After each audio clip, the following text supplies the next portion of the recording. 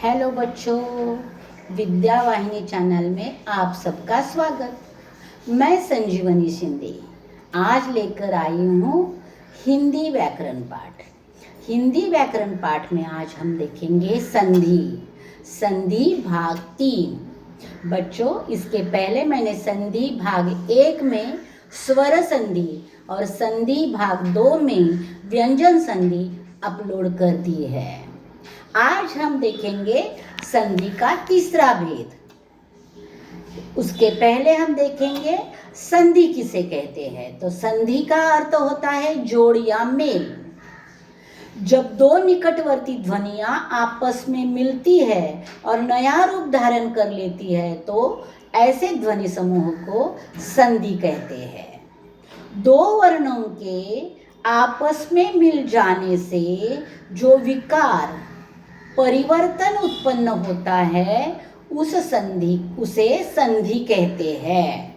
यानी दो वर्ण आपस में मिलने के बाद जो परिवर्तन, जो बदलाव होता है नए बनने वाले शब्द में, उसे संधि कहते हैं। उदाहरण के लिए दिया है दया अधिक आनंद दयानंद, धर्म अधिक अर्थ धर्मार्थ।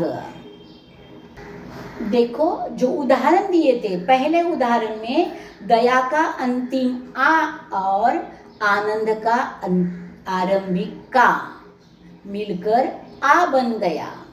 वैसे ही दूसरे उदाहरण में धर्म का अंतिम अ और अर्थ का आरंभिक अ मिलकर आ बन गया। अब धर्म में अ कहाँ आ गया? तो वह वर्णमाला में मैंने समझा दिया है।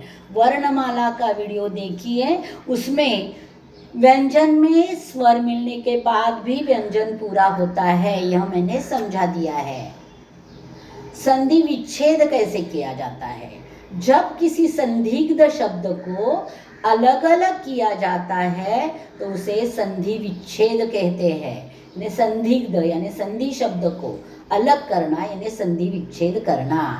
उदाहरण के लिए विद्या विद्यालय, विद्या अधिक आलय, गणेश गण अधिक ईश। अब देखेंगे संधि के मुख्य 3 प्रकार। स्वर संधि, स्वर अधिक स्वर मिल जाने के बाद स्वर संधि होती है और स्वर संधि की पढ़ाई हमने संधि भाग 1 में की है। व्यंजन संधि, स्वर अधिक व्यंजन मिल जाने के बाद व्यंजन संधि होती है और व्यंजन अधिक व्यंजन मिल जाने के बाद व्यंजन संधि होती है। इसकी पढ़ाई हमने व्यंजन संधि भाग 2 में की है। और तीसरा प्रकार है विसर्ग संधि। विसर्ग अधिक स्वर का मेल होने के बाद विसर्ग संधि, विसर्ग अधिक व्यंजन का मेल होने के बाद विसर्ग संधि। इस विसर्ग संधि की पढ़ाई, सविस्तर पढ़ाई हम इस वीडियो में देखने वाले हैं। इसके लिए भी आपको स्वर और व्यंजन की जानकारी होना जरूरी है। हिंदी भाषा के मुख्य स्वर 11 है, उसमें से अ ई उ रू ए 4 ह्रस्व स्वर है और आ ई उ ए ऐ ओ औ ए 7 दीर्घ स्वर है। अब हम देखेंगे विसर्ग संधि। विसर्ग संधि किसे कहते हैं? विसर्ग के बाद किसी स्वर अथवा व्यंजन के आने से विसर्ग में जो परिवर्तन होता है वह विसर्ग संधि कहलाता है। तो विसर्ग का ओ होना यानी विसर्ग, अगर विसर्ग के आगे कोई स्वर आया तो ओ कब होता है तो इसकी जानकारी दी है। यदि विसर्ग के पहले अ स्वर और आगे अ अथवा कोई भी सघोष व्यंजन यानी किसी वर्ग का तीसरा, यानी आपको बताया था मैंने व्यंजन संधि में क वर्ग, च वर्ग, त वर्ग, तो वैसे किसी भी वर्ग का तीसरा, चौथा, 5वां वर्ण अथवा म, र, ल, व में से कोई वर्ण हो तो अ और विसर्ग अ के बाद के बदले ओ आ जाता है। वो कैसे, उदाहरण के स्वरूप देखा तो ध्यान में आएगा। मनः अधिक बल। अब देखो, न के आगे विसर्ग है और ब में अ है, तो विसर्ग और अ मिलने के बाद ओ बन गया मनोबल। मन अधिक भाव। न के आगे विसर्ग है और भाव में आ है, तो मनोभाव। पय अधिक द। य के आगे विसर्ग है और आगे द आ गया तो ओ हो गया पयोद। तप बल। प के आगे विसर्ग है और ब में अ है, तो हो गया ओ तपोबल। मन अधिक रथ, तो मनोरथ। न के आगे विसर्ग है और र में अ है, तो मनोरथ। विसर्ग का र होना। विसर्ग का र रफार कब बनता है वह देखेंगे हम।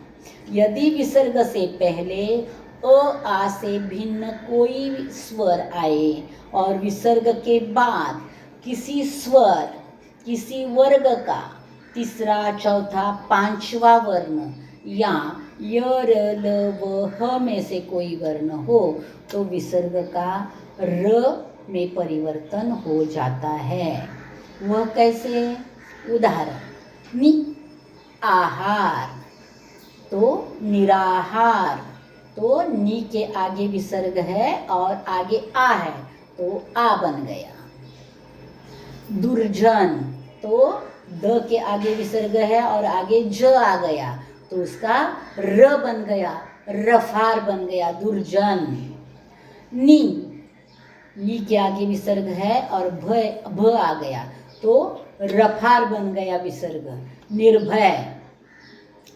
आशी, श के आगे विसर्ग है और आगे व आ गया, तो उसका आधार बन गया, आशीर्वाद। दू के आगे विसर्ग है और उसमें ऊ मिल गया, तो रू बन गया, दुरुपयोग। अब तीसरा नियम, विसर्ग का श होना। श कब होता है विसर्ग का? तो विसर्ग से पूर्व कोई स्वर हो और बाद में च, छ या श हो, तो विसर्ग का श हो जाता है। उदाहरण से हम देखेंगे, दुष्चरित्र, तो दू के आगे विसर्ग है और आगे च आ गया, तो हो गया श, दुष्चरित्र। निश अधिक चल। न के आगे विसर्ग है और आगे छ मिक्स हो गया, मिलाप हो गया, तो बन गया श, तो शब्द बन गया निश्चल। और अगला उदाहरण है दुष अधिक शासन। द के आगे विसर्ग है और उसमें श मिल गया, तो दुशासन। तो दुशासन में दो श आ गए। नी के आगे विसर्ग है और उसमें च का च मिक्स हो गया, तो श बन गया, निश्चय। हरि, र के आगे विसर्ग है और आगे च बन गया, च मिल गया, तो बन गया श, हरिश्चंद्र। अब चौथा नियम देखेंगे हम, विसर्ग का स होना। विसर्ग के बाद यदि त या स हो, तो विसर्ग का स हो जाता है। तो कैसे? उसका उदाहरण है नमः अधिक ते। तो विसर्ग में त मिक्स हो गया, तो स हो जाता है, तो नमस्ते, म के बाद स आ गया। नी के आगे विसर्ग है, उसमें स मिल गया, तो भी स बन जाता है। इसके लिए शब्द बन गया निस्संतान, तो उसमें एक आधा और एक पूरा स आ गया। मनस्ताप, न विसर्ग के आगे त आ गया, तो भी न बन जाता है, मनस्ताप। तो उसमें मन अधिक स बन गया और ताप, तो विसर्ग का स बन गया। दू के आगे विसर्ग है और साहस, साहस, तो विसर्ग का स बन जाएगा, इसके लिए शब्द दुस्साहस, तो उसमें दो स आ गए। नी के आगे विसर्ग है, उसमें त मिक्स होने के कारण बन गया स, निस्तेज। पांचवा नियम है विसर्ग का श होना। विसर्ग का श कब बनता है? जब विसर्ग के पूर्व ई या ऊ हो और बाद में क, ख, ट, प, ख, प में से कोई भी वर्ण हो तो विसर्ग का श हो जाता है। श देखिए कैसे बनता है, उदाहरण से। निष्कलंक, निश न के आगे विसर्ग है और आगे विसर्ग में क मिल गया तो श बन गया, निष्कलंक। न के विसर्ग के आगे फ आ गया, निष्फल, श बन गया। चतुष, चतु के आगे विसर्ग है, विसर्ग में प मिल गया तो श बन गया, चतुष्पाद।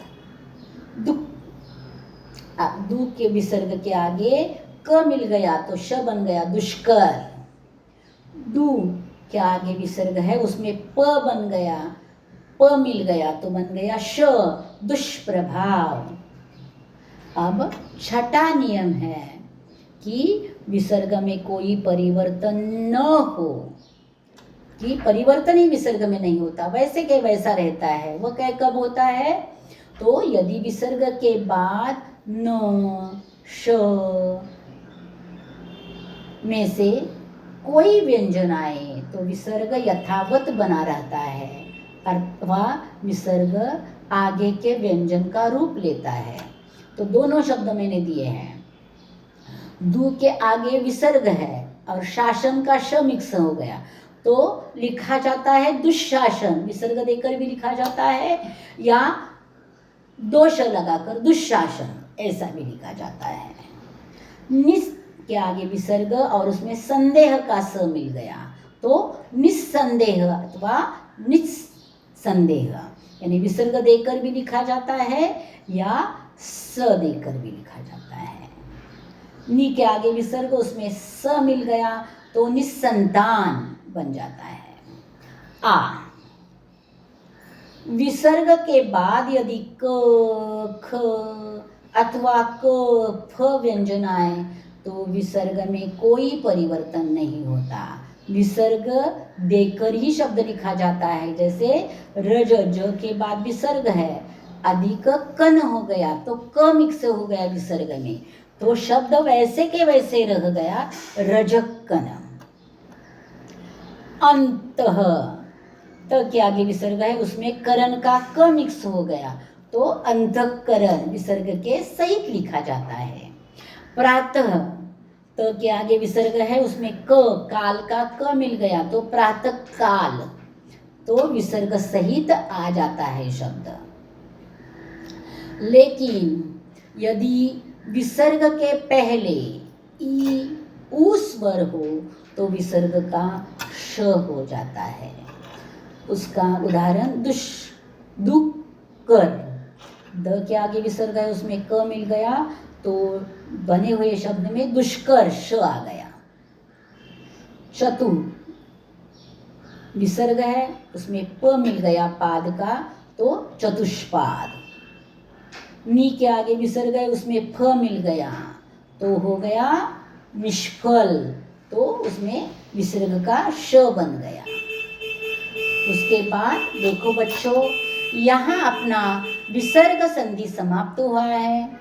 जल्द ही मैं अगला व्याकरण पाठ लेकर आऊंगी, तब तक इंतजार में रहना। धन्यवाद बच्चों।